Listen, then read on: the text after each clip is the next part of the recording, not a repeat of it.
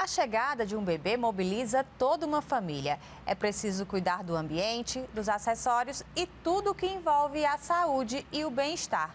Mas tem um detalhe que não pode passar despercebido: a saúde emocional dos pais, condição que pode afetar diretamente o bebê. Isso porque é durante a gravidez que as mulheres ficam mais propensas a problemas de saúde mental. É sobre isso que nós vamos conversar hoje com a psicóloga obstétrica, doutora Milena Bonfim. Eu agradeço a sua presença. Bom dia, Ana. Bom dia a todo mundo. Ana, realmente você tocou num momento muito especial da vida da mulher, né? E é um prazer muito grande poder falar sobre isso, porque é uma forma da gente levar, inclusive, saúde e cuidar, né? Tanto desse bebê como dessa família e da nossa sociedade, onde esses indivíduos, quando crescerem, vão estar inseridos. Agora, a psicologia obstétrica ainda é pouco falada, né? Explica pra gente como a psicologia obstétrica atua, em que momento da vida da família. Então, de fato, como você disse, é uma ciência nova.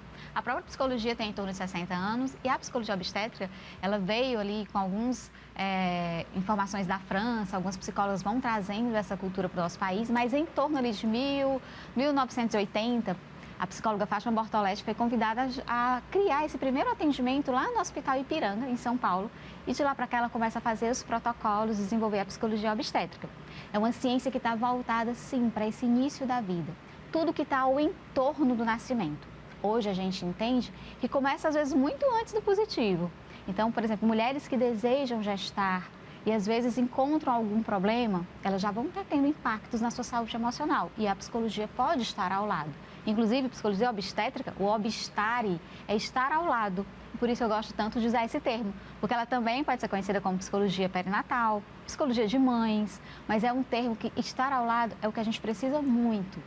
Falei em relação a quem deseja, mas quando a mulher está grávida, inclusive na vida da mulher tem 3 períodos em que a gente fala que é potencial de crise, como você mesmo colocou, que é a menarca, o período do ciclo gravídico puerperal, que é a gestação, parto e pós-parto, e a menopausa. Então, são períodos que há grande alteração de quantidade de hormônios circulando, existem alterações físicas, emocionais, sociais. Então, tudo isso pode acarretar alterações emocionais significativas e a psicologia tem esse papel, às vezes, preventivo, mas também de intervenção terapêutica. Preventivo como? A gente tem um protocolo que foi criado pela professora Fátima Bortoletti. Há 2 anos eu tenho a honra de ser supervisionanda dela e participar do grupo de estudo que ela desenvolve para formar profissionais. Então, ela começou lá a criar em 83, hoje ela passa essa ciência para as alunas. Eu tenho realmente essa honra de estar há 2 anos com ela, aprendendo como ajudar. Nesse processo, ela criou o pré-natal psicológico. Já tinha escutado falar? Não. Pronto. O pré-natal psicológico é justamente isso. A pessoa, ela se descobriu grávida. Ela já pode buscar ajuda para entender as emoções. Já percebeu que, às vezes, quando a gente descobre o positivo, algumas mulheres ficam naquele antagonismo. É bom, é ruim? Para algumas vai ter um significado bom, para outras pode não ser. Pode desencadear alterações emocionais também ali, estresse, depressão, dependendo do contexto que essa gestação chega, se foi planejada, como que está o relacionamento com o parceiro, como que a família aceita, se é um momento profissional que ela está vivendo. Então, muitas coisas podem permear um positivo. No caso, tanto dessa questão do positivo, de ser bom ou ruim, vai depender da história de vida, de como a mulher vai... Perfeito, Ana, porque vai digerir aquela informação. A individualidade de cada pessoa. O significado que você vai dar para a gestação não começa naquele positivo, inclusive. A gente tem toda uma história de vida que baseia a forma que você foi gestada, pode trazer impactos. Como você foi maternada nos seus primeiros anos, que significado tem essa maternidade e a própria paternidade que você também recebeu. Isso, quando a mulher vem para a sua própria gestação, pode ter feridas, que a gente fala ali, pode ter sombras que podem acarretar. Dentro dessa questão da própria psicologia como prevenção, a gente já sabe, isso de dados estatísticos antes da pandemia, que 35% das mulheres que estavam gestando apresentavam sintomas de alta ansiedade. E a alta ansiedade pode impactar, inclusive, um parto prematuro, um bebê de baixo peso, porque alguns desses hormônios de estresse, principalmente cortisol, ele pode ir passando na gestação e ele em alta quantidade vem a ser prejudicial. Claro que a ansiedade na gestação, ela vai existir e a ansiedade, ela também faz parte da nossa vida como ser humano. A gente não tem como tirar, mas a gente tem como manejar a ansiedade para não se tornar alta, não trazer impactos. E é esse olhar que a psicologia está ao lado, às vezes no iniciozinho da gestação. Vão ter outras mulheres que às vezes vão chegar já gestando com algumas questões que a gente também pode estar ali ao lado. Se aparece alguma alteração durante a gestação, uma alteração do bebê, uma alteração materna, como uma diabetes, uma pressão alta, tudo isso a gente pode dar suporte emocional a essa mulher. E dentro desse contexto, a gente às vezes esquece muito do pai, né? Mas ele também está inserido aí nesse processo e tem que ser também ouvido e colocado junto, né? O pai, a gente fala, não é rede de apoio, ele tem que ser pai nesse processo, ser atuante, estar ali ao lado. Inclusive, é fator protetivo para a mulher, essa relação, às vezes, estável, às vezes confiável ali, de que ele pode também ajudar e viver essa paternidade junto com a maternidade. E no caso das mulheres que estão tentando engravidar, de repente essa experiência pode ser frustrante em alguns momentos, né? No caso, às vezes o casal gasta muito dinheiro fazendo um tratamento e tudo e acaba não dando certo. E aí quando ela, enfim, consegue engravidar ou resolve ir para a adoção, tudo isso gera muita ansiedade também, né? Sim. Medo. Um processo extremamente ansiogênico que a gente fala, tá? Quando a gente fala de algum problema de gestação, a gente busca, pelo menos a psicologia obstétrica, busca olhar para esse casal, né? Às vezes é um fator ali determinante mais feminino, às vezes é masculino, mas juntos esse casal está encontrando uma dificuldade, tá? Esse período, ela vive diversos lutos, Ana. Assim, é muito comum ela viver os lutos cada mês, que aquela gestação não chegou, que aquele positivo não veio. Então, tudo isso vai se somando. E dentro da questão de ansiedade e do estresse, a gente entende que é quando a gente tem, é como se a gente pegasse um interruptorzinho e ligasse ali, ficasse por um longo tempo, isso é que vai trazer o impacto emocional negativo. Por isso que eu estava dizendo, a questão da ansiedade, ela vai ser parte na nossa vida, nos casais que estão desejando engravidar, como existe às vezes muitas tentativas, às vezes são anos, às vezes são 5 anos, até tomar uma decisão de ir para buscar a reprodução humana assistida. O que a gente tem percebido também hoje, as mulheres às vezes estão num processo de carreira maior. Então, é o estudo, é a pós, é estabilizar a vida financeira, só que a idade chega. E aí, quando chega, às vezes, ali após os 35, nessa faixa, há uma queda, às vezes, tanto os nossos óvulos, eles são formados quando a bebê é gestada, né? E aí, de lá para cá, eles vão se perdendo nesse caminho, a cada menstruação e tal. E após os 37, há uma queda realmente significativa. E o que tem acontecido é que as mulheres estão deixando para engravidar nessa faixa etária. Então, ela já vem com todo esse estresse, às vezes, da própria dinâmica de cuidar de tudo, porque está inserida, às vezes, no mercado, né, nesse processo, encontra a frustração de não conseguir gestar naturalmente, tentam por longos períodos, passam por diversos lutos, que existe o luto mesmo, que a gente fala do concreto, do real, de uma perda, mas existem os lutos simbólicos que a gente fala, né? Não só hoje em dia, mas há muito tempo a mulher é cobrada por muitas coisas. E atualmente a mulher ela tem, parece assim, um dever de ser uma profissional atuante, de ser uma mulher de destaque e tudo mais. E a gente acaba romantizando aquela rotina corridíssima. E aí é importante você ter um tempo ótimo de dizer, hoje eu não vou fazer, agora eu não vou fazer nada. Isso também é importante nesse período de ansiedade, de correria, até para facilitar o processo de tentativa de gravidez. Sim. Ou de uma gravidez saudável. Perfeito, Ana. O que você está trazendo é uma informação que a gente trabalha como algo uma prioridade dentro do processo psicológico. É a pessoa entender primeiro quem é você. É o autoconhecimento, é poder ouvir as suas emoções. Justamente por essa rotina de muita cobrança, a sensação que eu tenho das clientes que chegam ao consultório é que essas mulheres, esses casais, eles foram se perdendo de quem são durante essa cobrança. Tem que dar conta da escola quando é pequeno, daqui a pouco tem que dar conta quando é adolescente, de passar na profissão que escolheu, e a faculdade, e a pós-graduação, e o trabalho. Tem sempre que dar conta, às vezes até com algumas cobranças que não fazem sentido para ela, e ela vai escalando. É como se estivesse se acostumando com a dor, mas um momento essa dor vai aparecer de alguma forma.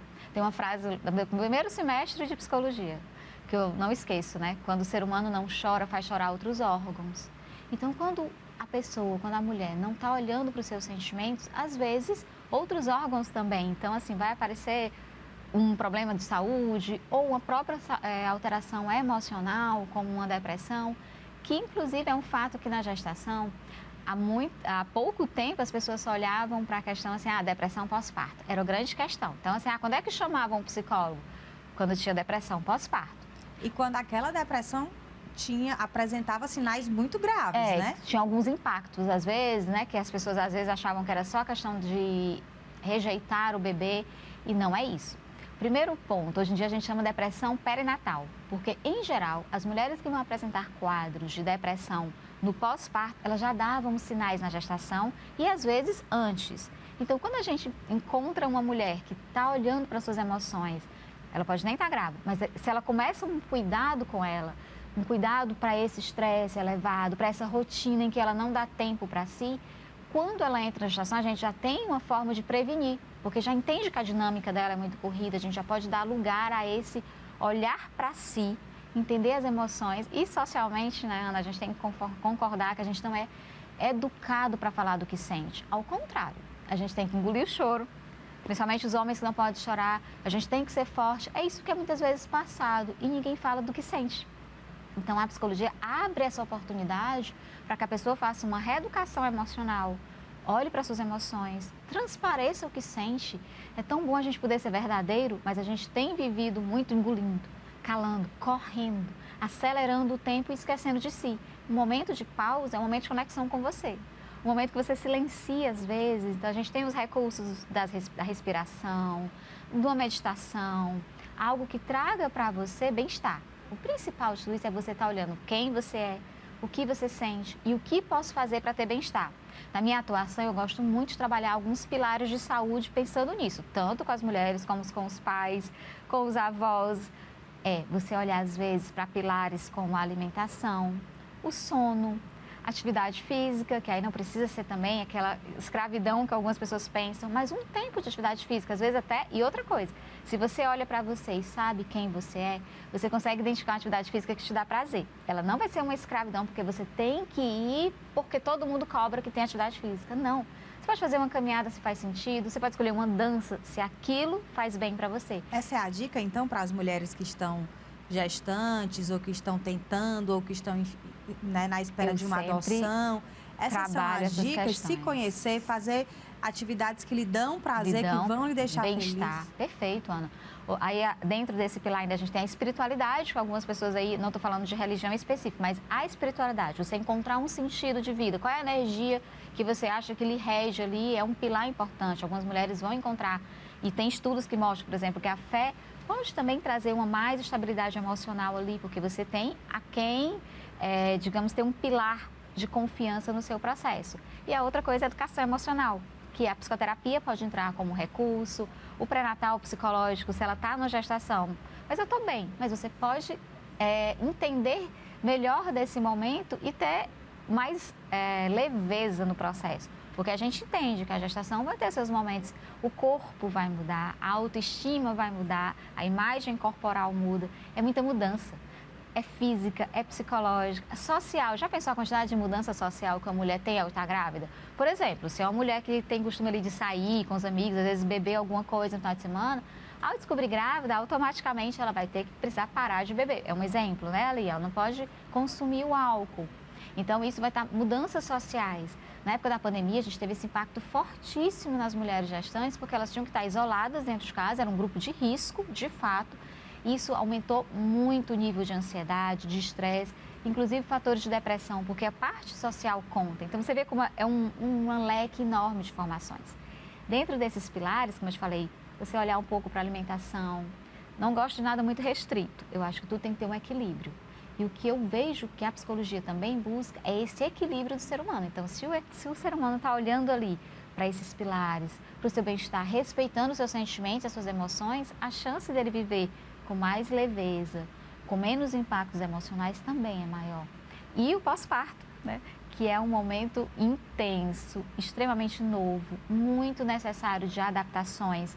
A mulher vai ter que se adaptar a uma rotina de uma vida que chegou ali naquela família, que ela caminhava de uma forma e ela vai caminhar de outra forma. Aí as pessoas pensam, então, mas quem já tem 2 filhos está tranquilo, né? Porque já conhece. E eu preciso dizer que não. cada gestação é um momento diferente. A pessoa nunca banha 2 vezes no mesmo rio, porque nem a água, nem o rio são mais as mesmas. Ela vai ser uma mãe de segunda viagem. Vai ter que dar conta de um filho e de outro filho. Vai ter mudado nesse período, entre uma gestação e outra. Então, tudo é novo e ela também pode se cuidar emocionalmente para isso. Às vezes vem muita... E dentro da maternidade a gente vê muito isso. Culpas, julgamentos e às vezes julgamentos das próprias mães, né? Se amamenta, se não amamenta, se o parto foi normal, se não foi normal. Eu tenho recebido muitas clientes, Ana, em que vêm às vezes assim, impactadas de tanta informação. Olha, tem que fazer isso, isso, isso, isso. Mas faz sentido para você alguma dessas coisas? E às vezes não faz. Mas está todo mundo indo, eu vou também nesse boom de informações. Então, passar uma informação às vezes com mais calma, com mais... Até usando a ciência mesmo, com cientificidade, porque a gente tem um leque muito rápido de informações hoje. E elas chegam adoecidas, né? Mas o grupo tal fala que a amamentação tem que ser assim, sim, sim, sim. E quando aquilo não acontece, há muita frustração, há muita culpa, vergonha. Então, tudo isso impacta a saúde.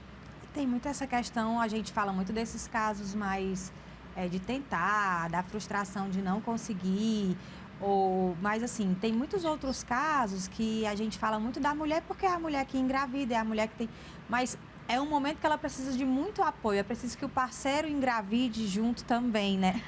Viva todo aquele processo. Existe a síndrome de Cuvart, que é quando o homem acaba trazendo sintomas de gestação. Não sei se já ouviram falar. Não. Mas cientificamente existe essa síndrome. Ele acaba desenvolvendo ali alguns enjoos, às vezes alguns desejos, às vezes a barriga, o abdômen cresce um pouquinho.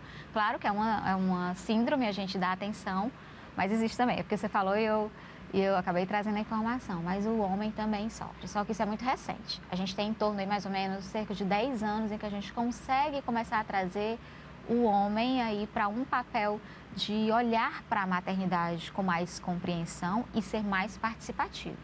Até então, se achava muito que a maternidade era algo de responsabilidade única da mulher. E muito pela história do instinto materno, de que a mulher nasceu pronta para gestar, que ela sabe tudo, só que isso foi fator de adoecimento em muitas mulheres. Primeiro que ela não nasce pronta, ela vai se transformar e vai conhecer todos os dias o filho. Os vínculos vão ser construídos. No caso da mãe solo, ela engravidou e por alguma razão não está mais, ou o pai da criança não quer participar, não tem mais um relacionamento, não está mais junto daquela mãe. Uhum. Nesse caso, como é que a psicologia atua para amenizar? Tá, nesse processo, assim, a mãe solo tem 2 parâmetros aí, né? Tem as mulheres que estão escolhendo viver essa maternidade só, que era algo que há um tempo atrás a gente não tinha, então elas resolvem, por exemplo, às vezes fazer um processo de reprodução humana assistida, tem os bancos de esperma, e elas conseguem ser mães solos com essa decisão, é uma opção. E aí elas podem buscar, por exemplo, papéis de parentalidade que a gente fala relacionados aos pais. Às vezes os avós, os pais, né, delas, o avô acaba assumindo alguns papéis que ajudam essa criança a ter a definição do papel de pai. Às vezes, não é que ele vai ser o pai, mas ele vai ajudar na parentalidade, demonstrando isso. No caso, quando a mulher ela não escolhe, aí sim nós temos um fator de atenção, porque o homem, quando ele está junto num relacionamento ali, quando a gente está falando de... eu estou falando aqui de pai e filho, mas lembrando que hoje a gente também tem outras configurações familiares, em que às vezes existem os casais que são homoafetivos e eles às vezes têm esses combinados também, quem tem esse papel mais de pai, mais de mãe, enfim. Mas voltando um pouquinho para a questão que você falou, né, do homem em si nesse processo, ele é o maior fator protetivo da saúde emocional da mulher, quando ele é participativo, quando ele entende que a gestação é um momento em que ele precisa estar próximo, não apoiando, mas vivendo com a mulher. Mas tem coisa que o homem não pode fazer, ele não vai dar de mamar. Ele não vai dar de mamar, mas ele pode estar próximo, ele pode levar uma água, ele pode botar o bebê para rotar depois que ele mamou.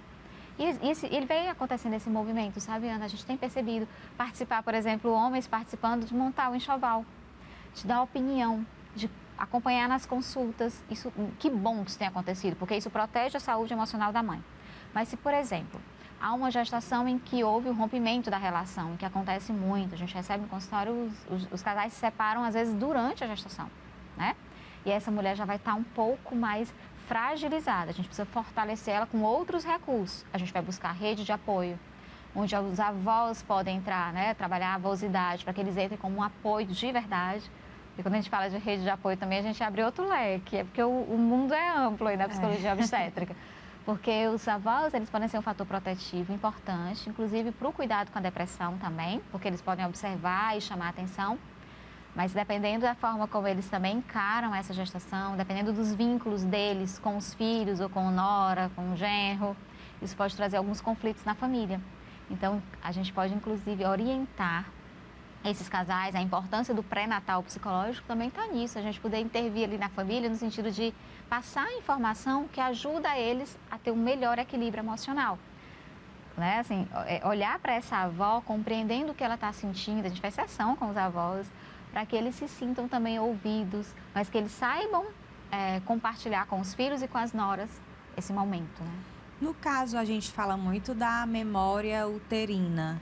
O que a mãe sente, no caso, durante a gestação ou até na questão do pós-parto, isso passa para o bebê sente também? Tá. Os estudos acabam mostrando, Ana, que há um processo, sim, de memória celular. Hoje a gente já consegue falar de psiquismo fetal, e o que é esse psiquismo fetal? É entender que esse bebê já tem emoções, já tem comportamentos vinculados aí durante a sua vida intraútero. A gente não tinha esses parâmetros ali até 1970, porque a gente não tinha como ver o bebê, mas com a chegada aí dos ultrassons, foi um recurso importante para fazer a observação do bebê intraútero. E os bebês guardam, sim.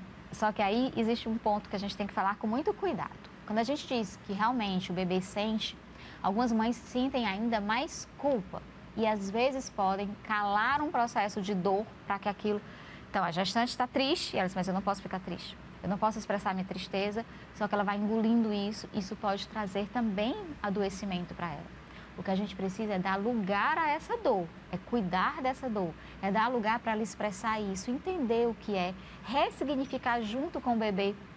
Existe a clínica de bebês que a psicologia obstétrica pode atuar, é ter esse olhar para a mulher, ela conseguir expressar do que ela está sentindo, ela entender, porque é um turbilhão de emoção tão grande que às vezes nem ela dá conta de entender. E a gente pode ir clarificando, ajudando a ela a entender essas emoções.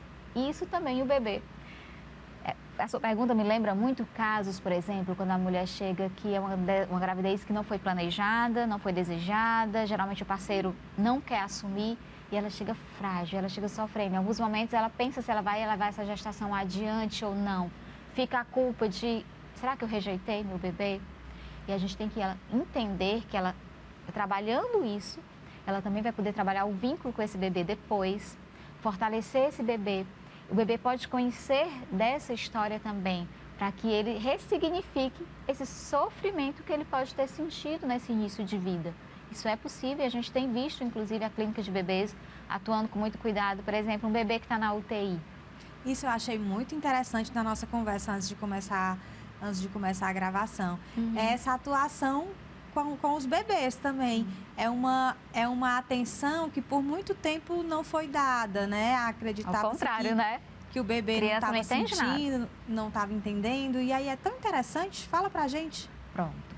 O que a gente vem percebendo nessa construção da psicologia obstétrica ou perinatal, né, nesses últimos tempos, é que as crianças, sim, têm os impactos disso. E é por isso até que no comecinho eu falei, o nosso cuidado com hoje é pensando nesses indivíduos que vão crescer. Se a gente olhar para a nossa sociedade hoje, a gente percebe uma quantidade muito grande de adoecimento emocional. E a gente tem percebido que, às vezes, essa fragilidade hoje vem das suas histórias, né, das suas feridas que podem ter ficado no seu início de vida. Se a gente consegue fortalecer isso, a gente ajuda esse momento. E aí a gente começa a observar crianças também com comportamentos mais ansiosos, crianças com comportamentos mais irritados, e começa a olhar para essas crianças e acaba remetendo também a esse início de vida. Os psicólogos vão chegando e vão começando a atuar com a clínica de bebês e vão percebendo mudanças nesses bebês. Então, essa possibilidade dele entender os sentimentos. Lembra que eu te falei a questão de, às vezes, a gente vai se perdendo enquanto pessoa? Às vezes a criança também vai se perdendo nas suas emoções, ele acaba não sabendo expressar, não sabendo nem o que ele está sentindo. Então, quando a gente está atuando com a criança, às vezes com o bebê, o exemplo do bebê da UTI, ele estava ali na mãe, dentro do útero, e ele talvez tenha precisado sair de uma forma prematura. Ele vai para um ambiente estranho, cheio de fios, às vezes alimentado por sonda, respirador.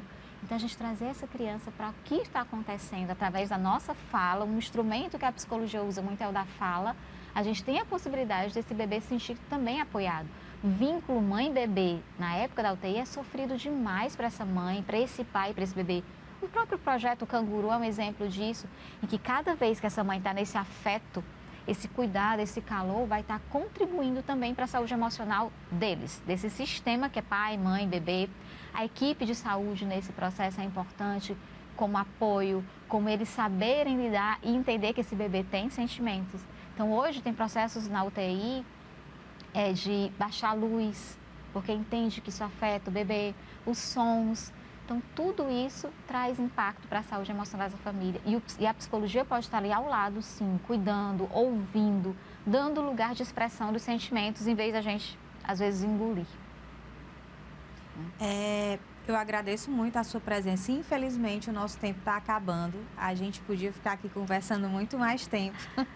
Mas a gente marca outros encontros para falar daqueles outros assuntos, como o luto neonatal e todas essas outras áreas afins para ajudar as famílias que estão nos assistindo. Ana, eu agradeço profundamente o processo de vocês, até porque eu entendo que essa conversa é uma forma da gente plantar a saúde. A gente está aqui cultivando informações que vão levar as famílias, aos indivíduos, um pouco de saúde. Então, parabéns pelo projeto. O nome em si, só de desenvolver afeto, já traz todo um afeto. E eu queria agradecer demais e me colocar à disposição de vocês. Obrigada a todos. Obrigada também.